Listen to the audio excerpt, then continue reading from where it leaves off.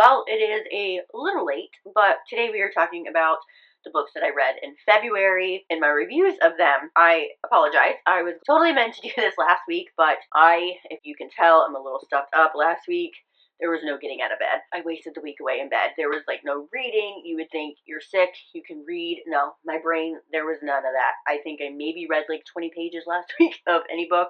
So my March TBR, which is a little big, is off to a really great start. But anyway, let's talk about the books that I read in February before we get started. Hey, I'm Jen. Welcome back to my channel. Welcome if you are new here. This is Bookmark by Jen, and we do some fun stuff around here. So don't forget to like this video, comment, and subscribe if you're not already. I want you to hang around. First book that I read in February is Come What May by Corinne Michaels. It had been a while since I read a Corinne Michaels book, and I wanted, like, why, right? So let's do it. So I read Come What May. It follows Tessa and Killian. She works for a small PR firm, and she is sent to a small town in Virginia to handle a client that is dealing with a mess on his farm. She was not the one that was supposed to go to Virginia, but there was an accident, and she ends up going in the other person's place. And when she's there, she goes to a bar the first night. She meets this really tall, dark, rugged, extremely handsome, older gentleman, and she never does this, but she ends up going home with him and having, like, the best night ever. And as she's leaving the next morning to go meet her new client, she gets the address to where she's supposed to meet him and realizes he is the new client, and she is just crossed like a major line. And she also finds out later that her best friend in college, oh yeah, that's her father as well, but it's like there's like a torrid story there. It's like he's an estranged father. So we're off to a good start on this, right? So she's mortified, but they agree to keep it professional, but they've already had this connection.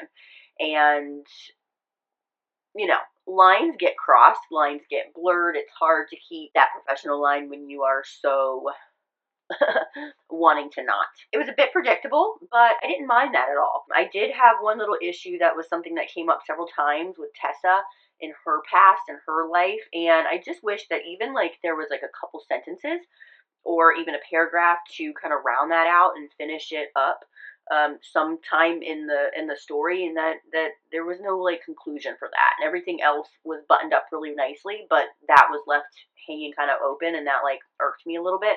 But overall, I really enjoyed the story. I thought it was a perfect book to start off February with. I gave it 4 stars, and I gave it 3 stars for spice. Next up, I read a book that I had planned on reading last year when it came out on Valentine's Day by Chris Riley. It was Undone Love ×3. So this little tiny book right here has 3 short stories in it. So the first book is called Love in Bloom. That's right. All right. So this was a super cute blind date gone wrong. She gets stood up, and when a gorgeous, like down to earth kind of guy comes in, she mistakes him for her date, and when she realized that's not her date, she doesn't divulge that information and ends up really connecting with him and not correcting him. So they finished the date, and she was like, you know what? He got stood up, I got stood up, we had a really nice connection, but I'm not going to let that go further, and I'm just going to like walk away. But she did divulge some information about herself that was true, just didn't tell him her name. And so he figures it out and goes and finds her because he needs some answers. Like, what is going on here? Like, were you trying to be conniving, or like what is going on? Because we had this connection, and like I need to know what's up. It was really cute, really short. I gave it 4 stars. It was a 1 star for spice. The second story is called Blue. This is a millionaire meets his match and a sassy owner of Blues, which is Blues Hideaway. It's a local bar that makes an exceptional brew in Boston.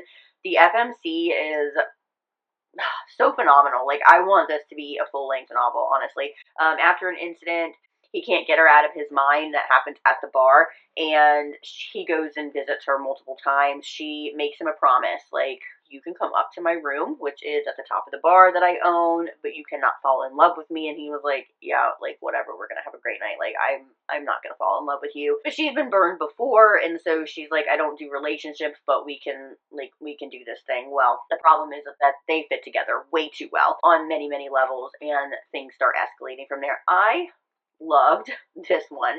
This one was so fun. It was, I mean, like, short, but there was a lot of stuff jam-packed into it. I gave it 4 stars, 3 stars for spice. The third story is called The Stranger Across the Room. This one gave me Irresistible Stranger by Lucia Franco vibes. So two strangers, one hotel room, one unforgettable night, no names, no strings. I loved this one so much. There's a certain part in the story though that I was like, I stopped, I put it down for a second, and I was like, okay, I think I figured it out. Like I know something. And I was right, but it did not take away from the story at all. It actually made it even so much better. But there's something that was in the other two stories that wasn't present in this story. And that's what gave it away for me, but I loved it, oh, so much. This is not so much as plot as the others, because they meet and it's like a meat, it's pure spice. Like this one was pure spice. 4 stars for spice. It was so good though. 5 stars on this one. 4 stars spice. I just loved that stranger aspect, the no name aspect, the like let's leave the inhibitions at the door. It was so fun. This entire book though, I gave it a 4 stars overall. 4 stars over all stars for Spice 3. Such a great and fun read for February. Put it on your list for next February, or just get down to it now because it was like fast and easy and I loved it. Next up, spoilers, my first 5-star of the year, Bad Bishop by L.J. Shen. This is a dark mafia romance, age gap. It's an arranged marriage. There's Irish mafia. So we've got an Irish mafia prince who is ruthless. And then we have Lila, who is forced to marry Tieran, our Irish ruthless prince, after being assaulted and drugged. And now she's pregnant. That is not a spoiler. It's on the back of the book. Okay. And it's an arranged marriage. But they do not want this to happen. This book, there were so many fun aspects of it, and I don't know if fun's the right word, but like the fun aspects, yes, but also newer things. You know, there's a lot of dark romance out there. There's a lot of dark mafia romance out there.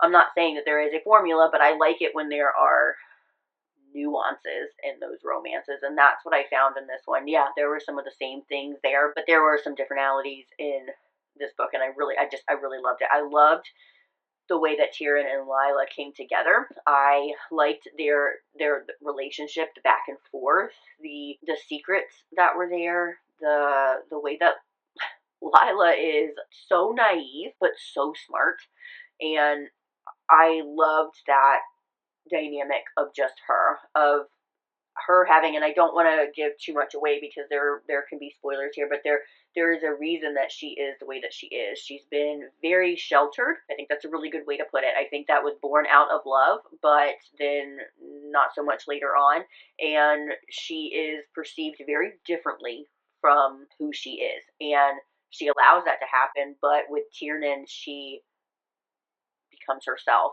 He allows her to be who she wants to be, to find herself, to not be pigeonholed to the stereotype that she has always been known as. And I loved that relationship where he like reinforces that just because you have to be wedded to me doesn't mean that you can't be who you are. And then he ends up falling in love with who she really is, letting her blossom, but also being who she is and being so naive and like learning the world around her because she has been so sheltered and doesn't know like certain things in the world that we all take for granted. I think. I mean, I just really love this one. I could not put it down. The twists in it, some of them I saw coming, some of them I didn't, some of them I just really didn't care. Like I just wanted to read the book. I didn't care about who done it and not and whatever. But the betrayals just added to the amazingness of this book. I loved every minute of it. I gave it a 5 stars, a 4 stars for Spice. Next up, I then read the buddy read for February, which I will link the live down below and up in a card for you. We read The Exception by Vi Keelan. This was on my channel. This is an opposites attract romance, love by Keelan's writing. I'm not going to go too much into this one because we talk about it in the buddy read. So Sutton is on her way to a wedding she is not in the mood for, and there is a reason why. So her best friend signs her up for a dating app, or she signs up for a dating app. I can't really remember what happens. Anyway, she signs up for a dating app, but she doesn't realize what type of dating app it is until she meets the person that she has been paired with. So I guess she doesn't realize, like she realizes like the questions are a little weird, but she goes along with it. She doesn't realize that it's a sub-dom kind of relationship app. And she finds out when she meets her date, who is Jagger. He's pretty nice about the situation once they realize what is going on, and they go their separate ways. And Jagger, he lives by a very set of rules. He obviously is very into this dating app. He doesn't do relationships. He's got a pretty hard-pressed life. He is the CEO of a big company. He just doesn't have time for relationships and romantic entanglements, and he's been burned before. He just doesn't do them. So this app is a perfect way for him to get his pickle tickled and like go about his day, right? The problem comes the following Monday when Sutton enters her new job that she's interning for the summer in hopes to then be hired on full time later on, is when she enters that job and realizes that Jagger is a CEO. And oops. This is awkward. I liked how open and upfront the characters were. There was no miscommunication here. It was, we had a connection, I oopsed and signed up for an app. I didn't realize what was happening. You were very generous about that, but there also is a really weird connection that we have, and I have a very high attraction to you, and I don't know what to do with that because I want this internship, but I don't know what to do. So Jagger, being the very strict rule maker that he is, he starts to break his own rules because he can't get Sutton out of his head, and he follows her around the office with cameras, and they end up starting something. I just really enjoyed this book. I gave it a 5 stars. I gave it a 2.5 for spice. All right, you guys, I am so sorry. I can feel my voice waning. I am dwindling fast, so I'm going to try to get through this. I really only have one more, and then we'll wrap it up. I have Take My Kiss by Brooke Montgomery. It was my ARC for the month. I've mentioned before, I am on her street and ARC team. I definitely will not sign up for a street team if I don't like the author, if I don't like the author's writing. So I already know that I really enjoy Brooke's writing. I loved her previous series. Now we're into the Willow Branch series. This is the 3rd book in the series. It's a 4th. I cannot talk today. Forced proximity, small town single mom meets a cowboy who is ready to settle down. We have Colton and Amelia. Amelia has had a very hard time trusting men. We meet her in the previous series. She's a single mom of 2. She's had it rough. She's finally getting on her feet. She ends up at a wedding that we've seen previously, and that's where she meets Colton. And they have one night together, and she dips out before he can talk to her in the morning. And now we jumped ahead some time, and she is in a little bit of a pickle. She's being stalked, and the people that she's with decide to take her to their cousins in Willow Branch, and they don't realize that her and Colton have a history there, and she ends up staying with Colton. Her and her kids stay with Colton while they try to figure out who is stalking her and who's following her and try to keep her safe. And so we have, like I said, forced proximity. I find that Brooke does this all the time. Like, she surprises me with her MMCs where, you know, we have this like golden retriever. He's ready to settle down. He just hasn't found the right person, but he really has not been able to get Amelia out of his head. He loves the fact that she's a single mom. Like, that does not deter him away. And when he is forced to be with her, like forced to have her in his home, like he's like in love with that, you know. But she is like, I don't want my kids to fall in love with you. Like, I don't know, I don't trust men very well. It's his moment to shine. It's his moment to show, like, you can trust me. I'm different. The dirty talk, phenomenal. The spice, so yummy. I love the way he takes care of her. There's sexy moments. The kids are very involved in the story. I think that helped make her decision. I really enjoyed the story a lot. But one thing I really liked is like her setup for the next series. Now, this is the 3rd book in the series, and we still have 2 more in the series.